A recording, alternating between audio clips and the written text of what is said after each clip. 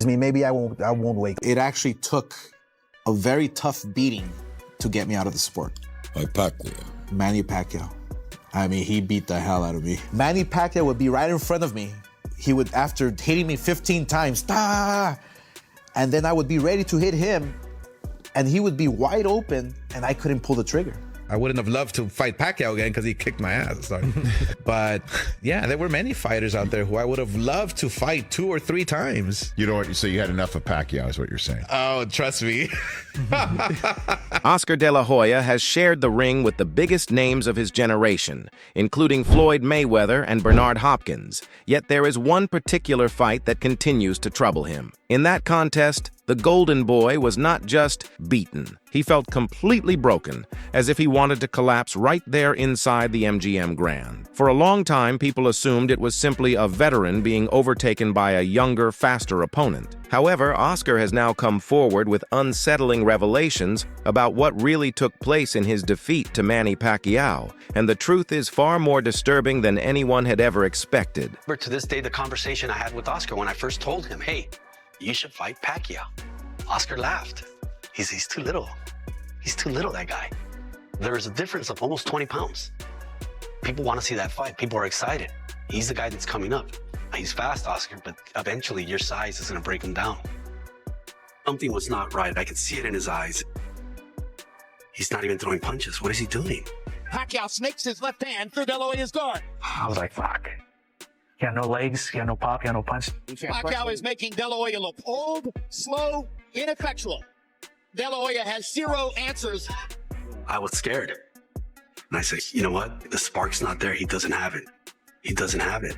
In 2008, many people around the globe didn't take this matchup seriously at all. Manny Pacquiao, who originally began his journey as a 106-pound flyweight, was now climbing divisions to challenge a much larger welterweight in Oscar De La Hoya. Every physical advantage, from height and reach to punching strength, clearly belonged to Oscar, and on paper the contest looked heavily one-sided. However, as soon as the opening bell sounded, Oscar understood that this was far from a typical boxing encounter. Instead, he had walked straight into an intense, punishing battle. Kind of like deflated the balloon. I felt like, wow, like here I am on top of the world, beating Pernell Whitaker, beating Julio Cesar Chavez, beating Hector Macho Camacho, beating Sugar Shane Mosley, beating all these fighters, okay? Having amazing fights in their prime and creating some amazing events. And then my last fight, I'm like a shell of myself. And Manny Pacquiao beats me, and he's the next champion. It felt a little, I felt humiliated. Did you know what was slowing down? Joe Louis told me once that he saw the opening. Oh, yes. Just didn't get there. Exactly. Manny Pacquiao would be right in front of me. He would, after hitting me 15 times, and then I would be ready to hit him, and he would be wide open, and I couldn't pull the trigger. I just couldn't pull the trigger. The question is how a great champion got everything so wrong. It began with a major mistake during preparation. Oscar moved down from 160 pounds to 147, but the cut went too far. When he stepped on the scale, he was not simply lean but extremely depleted, weighing just 145 pounds, lighter than the naturally smaller Pacquiao. He entered the ring exhausted, dehydrated, and already physically weakened. However, his struggles were not only physical. Staying in the fight too long added to the damage. As rounds passed, Pacquiao's unbelievable speed became overwhelming. Oscar later described him like a non-stop machine, attacking from angles he couldn't track. By round 7, his left eye was swollen shut, and he was trapped against the ropes, taking heavy punishment. In that moment, he even thought about something far more final than a stoppage. Like how are you dealing with being Manny Pacquiao? You're a global star. You are a national hero. At the time that I became #1 pound for pound in the world. Yeah. How are you dealing with it as a personally? Like being that big, how are you dealing with that at that time? I never, like, the fans, the world, all commerce, like everything like that. I mean, recognition everywhere like that, even in the Philippines, because most of the people in the Philippines don't believe that I'm gonna win the fight, because even in our Congress, some congressman filed a resolution to stop the fight because it might get hurt me. Like Really? Yeah. They were afraid for you. They said they said that stop the fight because they might get hurt. Me. They had no idea. Yeah, it's didn't just know. like that. It's like that.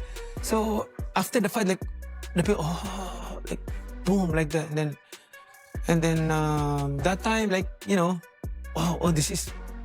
But I still, thinking to God for everything, like all that accomplishment is from God. But man, your life wasn't the same, man. It wasn't the same. Like, you can't go anywhere. Whether you're This isn't only Oscar's perspective. Even modern champions such as Terrence Crawford and Shakur Stevenson speak about Manny Pacquiao's prime with deep respect. Crawford has openly said he regrets never sharing the ring with Pacquiao before his retirement, describing Manny's rhythm as unusual and his punch output as extremely intimidating. There was one fighter that You wanted to fight, but you weren't able to. Pacquiao for sure. 1,000%. kid. For sure. And I try to fight Pacquiao. George's bestie. George's best. Full respect. But Skinny Hussein knocked him out for 20 seconds, mate. YouTube, Hussein versus Pacquiao. Pacquiao for sure. That was a fight that I was chasing for years since I was 140 pounds. And to see him, fight Broner, Tim Bradley, Keith Thurman and all those. Chris Algieri. Fight, yeah. Man, I was No disrespect to Chris. I was like, man, like, what is going on? Like, these guys is not, like I'm here and he's fighting these guys. I just couldn't understand it, So if there was a guy that, it would be him. And Danny Garcia. That's my boy. You fought him as amateur, yeah? Swift.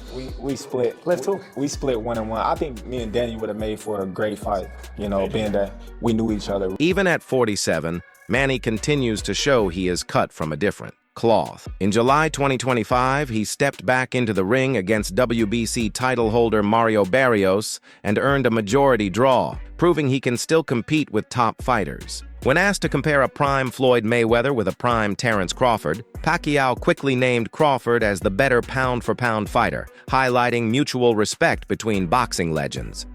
How about this one? Floyd Mayweather against Terrence Crawford. Floyd Mayweather against Terrence Crawford, I think Terrence Crawford. Why? Why? In both prime. Both the prime. You think Crawford is? Why do you like Crawford? He has advantage. He is a fighter.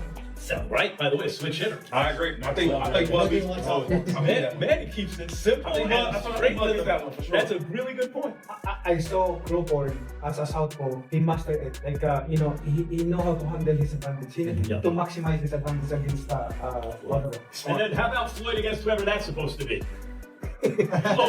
This remarkable level of longevity is the main reason the boxing community is buzzing with excitement about the planned rematch on September 19th, 2026, where Manny Pacquiao and Floyd Mayweather are expected to meet again at the Sphere. Wouldn't have loved to fight Pacquiao again because he kicked my ass. So. But yeah, there were many fighters out there who I would have loved to fight 2 or 3 times. So you had enough of Pacquiao is what you're saying. Oh, trust me. Right when I walked into the ring, I had enough of Pacquiao. You thought that when you got in the ring? Oh, well, Rich, this documentary, my gosh, it's sad too at the end because it shows the whole Pacquiao situation. I was getting beat up in training camp when preparing for Pacquiao. So I knew that was the end already for me because Pacquiao was just coming up. Yeah. Pacquiao was like the star in the making. We see Pacquiao running the mountains every day with 50 people around him. He wants to be the first one. So he's killing himself. He's working his leg. He is the warrior. But at 48, his body can't take that much. Age is just a number. And I'll bet you Mayweather, people think, oh, Mayweather's out of shape. He's not training behind curtains. That's doing workouts. That is not. That's just to be in shape. And I'll bet you. Okay, we're here in wild card. We're going to be shit. Wild card. Hey, what's going on, buddy? What's up, buddy? Hey, good to see you. Hey, congratulations for your job.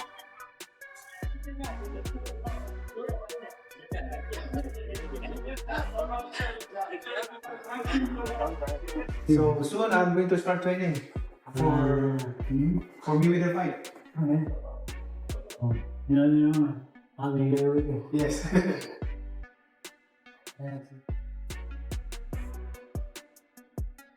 Even though the bout was formally revealed as a pro fight on Netflix, Floyd Mayweather has recently begun shifting his stance. Speculation is growing that he wants to downgrade it into an exhibition to preserve his unbeaten 50-0 record. Oscar de la Hoya criticized this move, saying Floyd may look perfect on paper, but avoids real danger because Manny Pacquiao still remains a serious threat. Yo, what's up, guys? I wasn't going to do a clapback, but all the news on Mayweather, Pacquiao, potentially falling apart. I mean, I have to say this. Mayweather, come on, dude. Fight a real fight. You're still trying to protect your O? Yes, you're 50-0 on paper, but people know you've lost. Shit, your own father said you lost against me back when we fought. And what's crazy is that people don't know that we had a rematch clause for 1 year. And what do? Your pussy ass retires for 1 year and 1 day.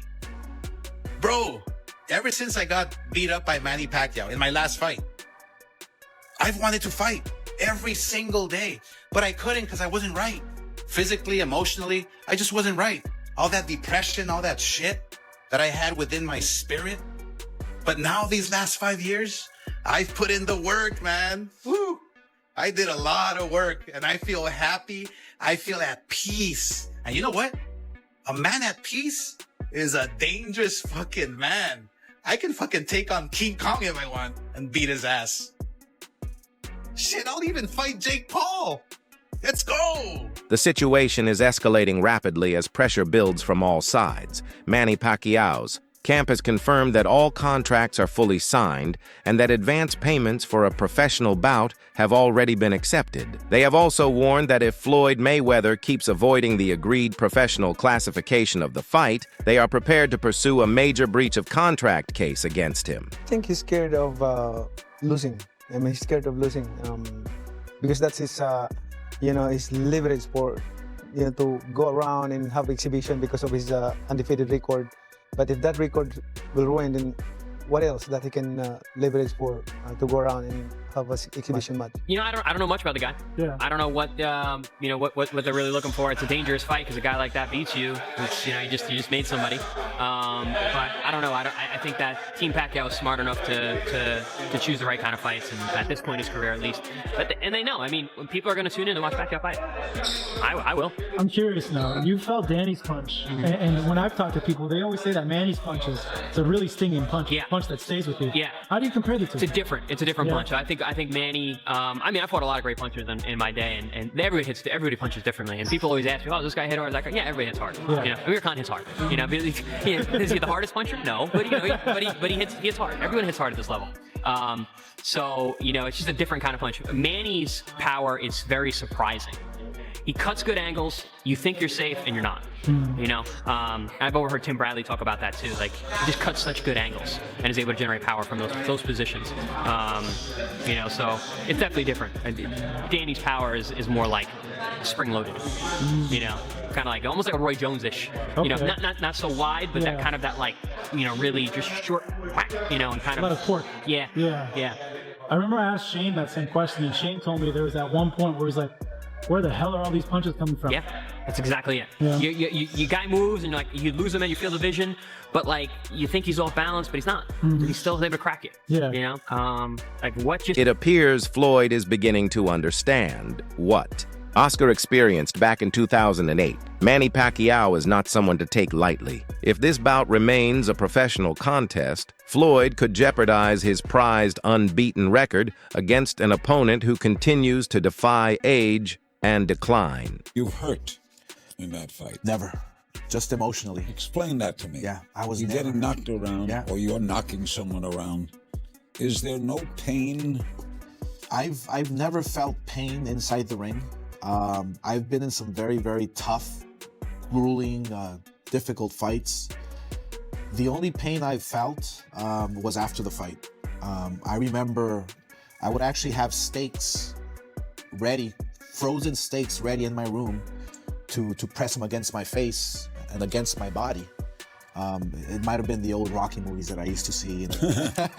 But But I never felt pain in the ring. It was only emotional pain that I felt when I fought Manny Pacquiao. The 2008 showdown went far beyond a simple defeat. It turned into a mental breakdown that reshaped boxing history. It proved Manny was not just skilled, but overwhelmingly dominant in a way few expected. Now, as September 2026 approaches, the big question is whether Floyd Mayweather is willing to confront the same harsh reality that once shattered Oscar de la Hoya. Fans worldwide are waiting to see if Pac-Man still has one more surprise upset left. That's it for today's breakdown. If you enjoyed the video, don't forget to like, subscribe, and hit the bell so you never miss future content. Drop your thoughts in the comments and stay connected for the next upload.